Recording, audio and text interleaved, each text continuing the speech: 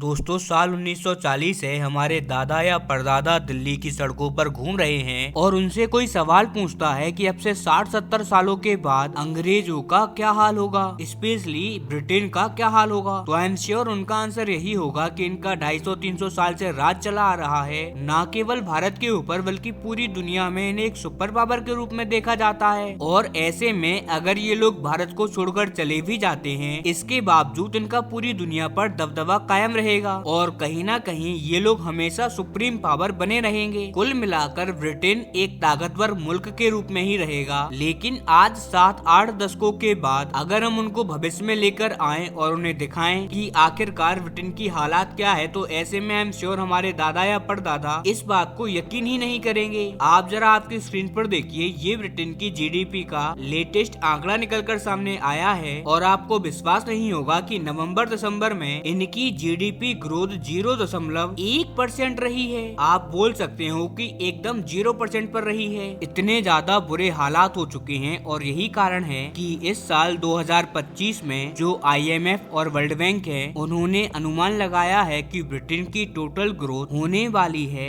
मात्र 1.6%। कुल मिलाकर आने वाले टाइम में भी हालात ठीक होने के कोई भी आसार नहीं दिख रहे हैं। लेकिन दोस्तों उससे पहले अगर अभी तक आपने इस चैनल को सब्सक्राइब नहीं किया है तो आपसे विनम्र निवेदन है कि आप इस चैनल को सब्सक्राइब कर नोटिफिकेशन बेल को ऑन कर लीजिए और वीडियो को लाइक कर दीजिए। चलिए हम वीडियो में वापस आते हैं। आई एम श्योर अगर कोई बड़ी अर्थव्यवस्था होती, उदाहरण के लिए आप अमेरिका को ले लीजिए, अगर अमेरिका की ये जीडीपी ग्रोथ होती तो फिर भी समझ में आता, क्योंकि बहुत ही ज्यादा ह्यूमंगस जीडीपी है। अगर अमेरिका की जीडीपी ग्रोथ 2-2.5% की रफ्तार से भी बढ़ती है, तब भी हम उसे ठीक ग्रोथ पर कंसीडर करते, मतलब कि उससे हम काम चला सकते थे। लेकिन ब्रिटेन जैसी एक छोटी अर्थव्यवस्था, भारत से भी छोटी है ब्रिटेन की अर्थव्यवस्था, अब ऐसे में 1.6 पर जीडीपी ग्रोथ अनएक्सेप्टेबल है। आप जरा खुद सोचिए कि भारत की अर्थव्यवस्था जो कि आज 7-8% की रफ्तार से बढ़ रही है, अब ऐसे में अगर वो 1 या 1.5% की रफ्तार से बढ़ने लगे तो क्या होगा। लिटरली भारत के अंदर इकोनॉमिक क्राइसिस जैसी सिचुएशन आ जाएगी। एंड यकीन मानिए अब यही इकोनॉमिक क्राइसिस ब्रिटेन में आने वाली है। इनफैक्ट कहिए कि आ चुका है और इसके मुख्य रूप से 2 ही कारण हैं। पहला तो चोरी का माल मोरी से जाता भी है। देखिए जो हमारे कर्म होते हैं ना, वो लौटकर आते ही आते हैं। फिर ऐसे में चाहे आप कितनी भी होशियारी क्यों ना दिखा लो, जो ब्रिटेन ने भारत को लूटा है, इसके अलावा दुनिया भर के देशों को लूटा है। इनफैक्ट चाइना को तो एक नशेड़ी देश बनाकर छोड़ दिया था। चाइना की तो एक पूरी जनरेशन ही खराब कर दी। अफ्रीका का क्या सत्यानाश किया, ये सब तो आप लोग जानते ही हैं। तो अब ऐसे में जब इन्होंने इतने ज्यादा पाप किए हैं, अब ऐसे में इनके कर्म वापस इनको फल तो देंगे ही ना। और अब यही फल वापस मिल रहे हैं इनको। लेकिन इसमें भी जो इमीडिएट कारण है वो कारण है ब्रेक्जिट। दरअसल अब से कुछ ही टाइम पहले यूरोपियन यूनियन का हिस्सा हुआ करता था ब्रिटेन, और लिटरली बहुत अच्छा चल रहा था इनका सब कुछ। इनके जितने भी पाप थे, इनके जितने भी इकोनॉमिक क्राइसिस थे, वो सब कुछ ढके हुए थे यूरोपियन यूनियन के चादर के तले। इसी तरीके से यूरोपियन यूनियन ब्रिटेन को धकेल रहा था। लेकिन ये बात तो हम सभी लोग जानते हैं कि ये लोग अंग्रेज हैं और ये कभी कभी ज्यादा ही होशियारी दिखा देते हैं, अपने आप को बहुत ज्यादा होशियार समझते हैं। अब ऐसे में इनका क्या कहना था कि ये जो यूरोप है, इसने हमारे देश का सत्यानाश कर दिया है, हमारी इकोनॉमी को बर्बाद कर दिया है। इसी वजह से हम करेंगे ब्रेक्जिट, यानी कि यूरोपीय यूनियन से अलग होंगे और एक बार फिर से अमेरिका की तरह या फिर जो चाइना है उसकी तरह एक इकोनॉमिक सुपर पावर बनकर दिखाएंगे। चलिए इनकी ये बात भी ठीक है।